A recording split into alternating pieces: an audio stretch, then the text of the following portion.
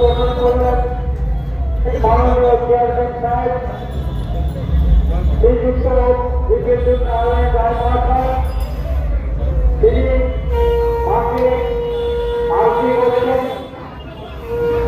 তারপর দর্শক সাগরে দেখার জন্য আমরা আমাদের প্যান্ডেল এবং প্রতিমা দর্শন করার জন্য আমরা বলব।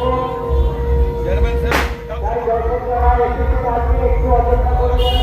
আমাদের কাজ সমাপ্ত হয়ে গেলে আমরা আমাদের প্রতিমা দর্শন করার জন্য এবং প্যান্ডেল দর্শন করার জন্য আমরা